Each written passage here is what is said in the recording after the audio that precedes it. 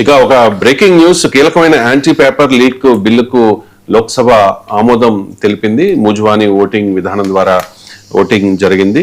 So నిన్న ఇవాళ ఈ యాంటీ పేపర్ లీక్ బిల్లుపై విస్తృతంగా చర్చ జరిగింది. కొద్దిసేపటి క్రితం బిల్లు ఆమోదం పొందింది.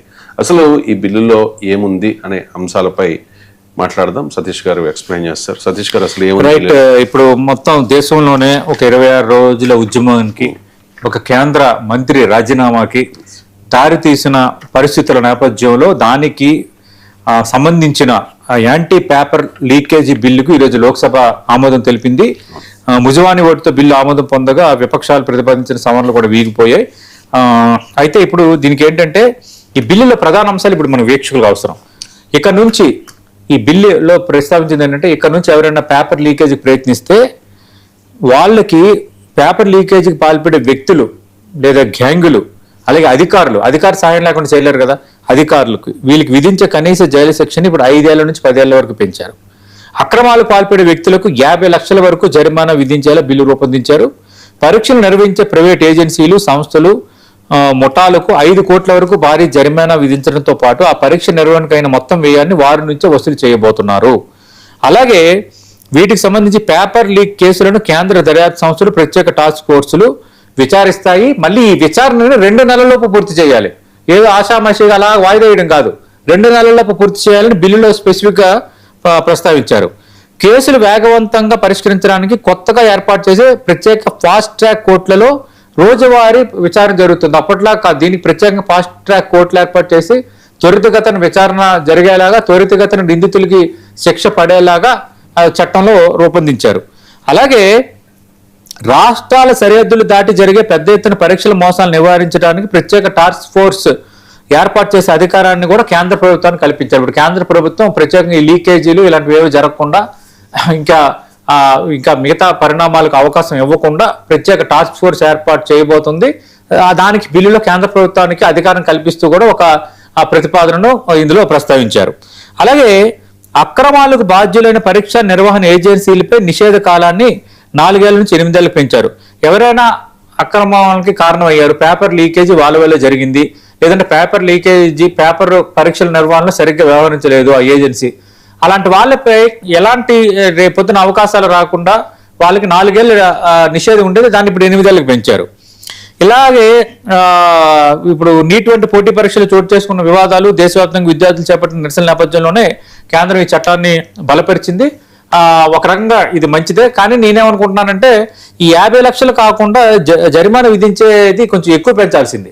ఎందుకంటే ఇలాంటి లీకేజీలకు పాల్పడే వాళ్ళు చాలా పెద్ద గ్యాంగులు, పెద్ద ముఠాలు, దీని వెనక చాలా మంది పెద్ద వ్యక్తులు ఉంటారు. వాళ్ళకి ఒక 50 లక్షలు పెద్ద విషయం కాదు. నేనేమంటానంటే 50 లక్షలు జరిమానా పెట్టారు కదా, 50 లక్షలు జరిమానా విధించండి, కానీ ఖచ్చితంగా జైలు శిక్ష అమలుపరచాలి. ఈ జైలు శిక్ష విషయంలో అమలుపరచాలి. మనం పూర్తిగా బిల్లు చూడాలి. ఇది నాన్ బెయిలబుల్ కేసులు అయి ఉండాలి. వీళ్ళకి బెయిల్ రాకూడదు.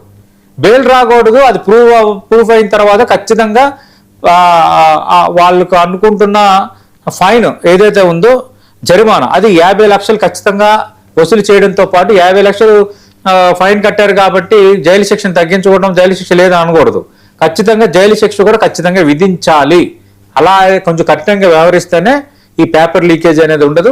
బయటికి పేపర్ లీకేజ్ అనేది చిన్న వ్యవహారం అయినా ఒక పేపర్ లీకేజ్, ఒక పరీక్ష ఎఫెక్ట్ అనేది ఖచ్చితంగా ఎందరో పిల్లలు బలవన్ మరణాలకు కారణమవుతున్న నేపథ్యంలో ఇది చాలా సీరియస్గా ఆలోచించాల్సిన అవసరం. కేంద్రం కొంచెం ముందుగానే స్పందించాల్సింది, కొంచెం ఆలస్యంగానైనా స్పందించింది. ధన్వంతరి ప్రధాన్ రాజీనామా చేశారు. అలాగే జాతీయ విద్యా విధానం మార్పుకు కూడా రంగం సిద్ధమవుతోంది. అలాగే ఈ లీకేజీల నిర్వహణ, ఏ విధంగా పరీక్షలు నిర్వహించాలన్న దానిపైన నందన్ నీలేకిని ఇలాంటి అందరితో కలిపి ఒక కమిటీ కూడా కేంద్రం ఈ మధ్యన వేసింది. అలాగే నేషనల్ టెస్టింగ్ ఏజెన్సీ ఏదైతే ఈ అంశాలకు కారణమైందో, ఈ గందరగోళానికి కారణమైందో, ఈ లీకేజీ పరీక్షల నిర్వహణలో సరైన బాధ్యతను నిర్వర్తించని నేషనల్ టెస్టింగ్ ఏజెన్సీలో ఉన్న 44 మందిపై వేటు వేశారు. మరో 33 మందికి మెమోలు కూడా పంపించిన వాతావరణం అయితే కనిపిస్తోంది. కేంద్ర విద్యాశాఖ కార్యదర్శిని బదిలీ చేశారు. ఒక రకంగా కేంద్రం తీసుకోవాల్సిన చర్యలన్నీ తీసుకుని ఇప్పుడు బిల్లు కూడా వచ్చింది కాబట్టి ఇంకా రచ్చ పెంచకూడదు, ఇంకా రచ్చ చేయకూడదు. ఈ విషయంలో సరే ఆలస్యమో ముందో వెనకో కేంద్రం స్పందించింది కాబట్టి ఒక పాజిటివ్ వేలో ఈ బిల్లు కఠినంగా అమలయ్యేలాగా కేంద్రం రాష్ట్ర ప్రభుత్వాలు సీరియస్గా వ్యవహరించాలి. అలాగే నేను చేస్తున్న అపీల్ ఏంటంటే కేంద్ర ప్రభుత్వానికి రాష్ట్ర ప్రభుత్వానికి ఈ బిల్లు లీకేజీ విషయంలో అధికారులు గ్యాంగులు ముఠాలు అంటున్నారు. ఒకవేళ రాజకీయ నేతల ప్రమేయం ఉన్నా ఆ రాజకీయ నేత మీ పార్టీకి చెందినవాడైనా ఖచ్చితంగా కఠినంగా శిక్షించాలి. ఇలాంటి నిబంధనలు కూడా ఇందులో పెట్టాలి. పెట్టడంతోనే దీనికి మరింత సివియారిటీ వచ్చే అవకాశం ఉంది. మరి సవరణలు ప్రతిపాదించారు.